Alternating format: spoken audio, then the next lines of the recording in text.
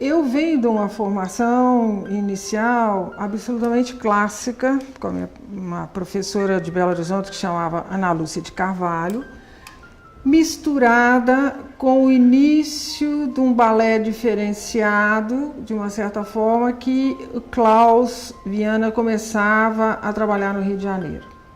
Isso é uma das coisas que começaram a mudar no início. Nessa escola que eu estudei em Belo Horizonte, a minha professora fazia o seguinte: a gente fazia 2 espetáculos por ano, espetáculo de escola, com o grupo mais avançado dela. Ela pegava o dinheiro dos ingressos, alugava um apartamento no Rio de Janeiro por um mês e nós íamos todos. Eu fiz isso dos 10 aos 17. Passava e fazia 4 aulas por dia como mínimo. Tinha aula do Klaus, que era 8h30 da manhã, descalço no chão, tal. O Klaus naquela época dava aula, tinha vindo da Bahia. Eu tenho uma irmã que sempre dançou também, que é terapeuta corporal, é 4 anos mais velha do que eu, que se chama Irene Ziviani. E ela, quando veio para a dança, ela veio porque ela tinha escoliose, algumas coisas, ou ela fazia exercício ou ela vinha para a dança. Eu fui porque quis. E a Irene sempre procurou, através da dança, caminhos que pudessem ajudá-la naquele percurso. E a gente convivia absolutamente as duas juntas. Então a gente já tinha uma escola, isso eu estou falando muito lá atrás, início dos anos 70, que tinha saco de areia, bastão, elástico, trabalhava com músicas diferenciadas. Eu dava aula de balé com chorinho, descalço, apesar de dançava de sapato de ponta, Gisele, Silfides, essas coisas. Eu começo a perceber que eu tinha muita força para trabalhar, física, e que eu precisava aprender de alguma maneira a dosar isso. E tinha também muita dor de cabeça no hospital, na base da cervical. E aí me falaram de uma pessoa, foi um namorado que eu tinha na época, né? E que me levou numa senhora alemã, chamava Ruth Metzner. E com a dona Ruth, a dona Ruth tinha trabalhado com a dona Maria Duchnes e com o pessoal da dona Maria. Eu comecei a ter aula individual com a dona Ruth. E ela começou a ensinar, eu comecei a trabalhar com respiração de yoga, uma narina, outra, as duas, trabalho de andeor, andedan. Eu tinha rompido o ligamento com 15 anos, tinha dançado com ele rompido, né? Uma coisa absurda, mas eu tinha tomado infiltração de cortisona. Fui no médico jogador de futebol, simplesmente dancei uma noite, uma manhã, porque eu tinha ensaiado um ano inteiro com o primeiro bailarino do Rio de Janeiro para dançar Silfides e dancei. Eu acho que eu sou da geração que cresci junto com o início da educação somática no Brasil, quando ela começa a aparecer, né? E que as pessoas começam a ler a respeito, que aparece o primeiro livro, que foi, pelo menos para mim, um pouco da Thérèse Bertherat. Aí tinha Feldenkrais, esses montes de livros foram sendo trazidos para o Brasil e a gente foi começando a pesquisar. Mas assim, diretamente, eu acho que foi a dona Ruth, que eu ia toda semana nela, fui durante uns 2 anos. Quando eu vou para a New York University, para o departamento de dança, quem dava parte de cinesiologia e anatomia era uma pessoa conhecida como André Bernard. O André, ele é conhecido junto com os pioneiros da ideoquinesis, né? Que foi a Mabel Todd, a criadora do método. O livro da Mabel, Pensar o Corpo, The Thinking Body, é de 37. Ela começa a dar aula na Columbia University em 22. E daí vem a Barbara Clark, que se muda de Boston para Nova York, a Lulu Swigart, que também trabalhou na Columbia e trabalhou um tempinho na New York University, e o André. O André trabalha por 40 anos na New York University. O André Bernard, ele sempre, se você olha o livro dele, ele está em todos os lugares abraçado com o esqueleto. Ele começava a aula com o esqueleto e tinha sempre uns saquinhos, assim, que não era de resina, era de osso verdadeiro. Então, se ele ia trabalhar a cabeça, ele tirava, o saquinho ia passando, tirava o crânio e ele ia passando. Calmo, ao mesmo tempo que muito preciso no que ele fazia. Ele muito simples, né?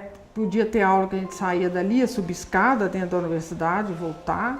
Se era um trabalho de pés, ele sentava no chão junto, trabalhava junto. Então eu acho o esqueleto importante, mas nesse caso aqui é a lembrança do André, da New York University, sempre. Ou da Nancy também, Topf, que eu trabalhei bastante com ela, que tinha um esqueleto no canto. A Nancy trabalhava com o pessoal da Trisha Brown.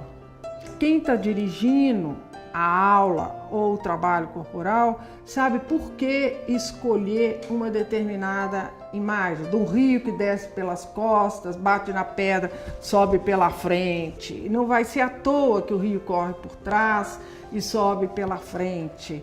Então, assim, a imagem que é muito conhecida na endocrinologia de uma pessoa vestida num terno, que começa na cintura, fecha a cintura, abotoa, sobe o zíper, senta, os vínculos da calça. Aí você vai para um abstrato que é perfeito, uma gola de seda, a roupa é sempre de um bom pano que fecha, os botões que apertam e vão em direção ao centro. Então você sabe exatamente o que você quer conseguir com essa imagem do terno, né? Ou do guarda-chuva nas costelas, ou o cabide que é um mancebo. São muito próprias as imagens. Eu acho que eu nunca tinha tido tanta clareza do movimento interno e externo e o que o poder que a imagem teria, né, em relação à organização corporal. Trazer isso para uma técnica dura, por exemplo, feito balé, é uma outra coisa. Você conseguir trazer e enquanto eu estou olhando quem está demonstrando, eu estou olhando para dentro de mim mesmo e vou mexendo por dentro, eu consegui fazer essas duas coisas simultaneamente e perceber o poder, né? Talvez eu acho que é uma coisa mais desse movimento consciente ou do córtex, que você pode interferir no movimento antes que ele aconteça e mudar a trajetória dele.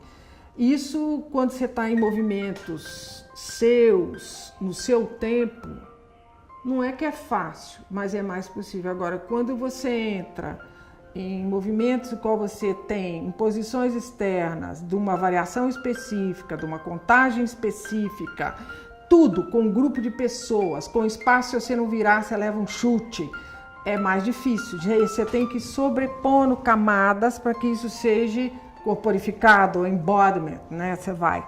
Foi a primeira pessoa com quem eu trabalhei Pilates, que é a Kathy Grant, que trabalhou com o próprio Pilates, né? Uma negra de idade quase indefinida, dura no sentido assim, não tinha compaixão a Kathy, assim, mas ao mesmo tempo uma pessoa muito humana por um lado. Então, eu engravidei no último ano do mestrado. Dancei até o 6º mês e fiz Pilates até o 8º. Ela falou assim, olha, eu te aceito porque você já estava aqui comigo. Mas ela era uma pessoa, ela dava o chão de Pilates, né, com toalha, várias coisas, porque no Tisch tem 40 minutos de chão de Pilates antes do balé. E fazia essa ponte muito bem. Então a ponte entre o André e ela, entre organização corporal e força, com qualidade, com direção, foi fantástico, assim. Eu posso dizer, não que começou em Nova York as somáticas, mas ali foi muito forte, porque eu fiquei 5 anos e tudo era muito interligado. Os professores de balé faziam Pilates, ou era de Otoni, ou era de Alexander, ou tinha Feldenkrais. Todos eles sabiam do que estavam falando. Eu não reconheço divisões. Eu acho que você vai somando e se conhecendo mais e vendo que as técnicas têm muito em comum. Eu acho que não são dúvidas, à medida que são desconhecimentos, né? Às vezes você entende a teoria, mas o corpo não entende ainda, né?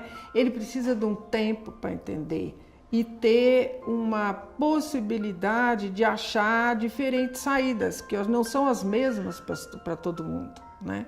Eu vejo na Unicamp, eles chegam no primeiro ano, a maioria interior de São Paulo, mas muitos de fora, Nordeste, Sul do Brasil também, agora a gente tem Centro-Oeste, mas as pontas têm muita frequência, e as cidades todas em volta, que foram expostos a uma formação em dança e em arte com uma visão muito fechada de corpo.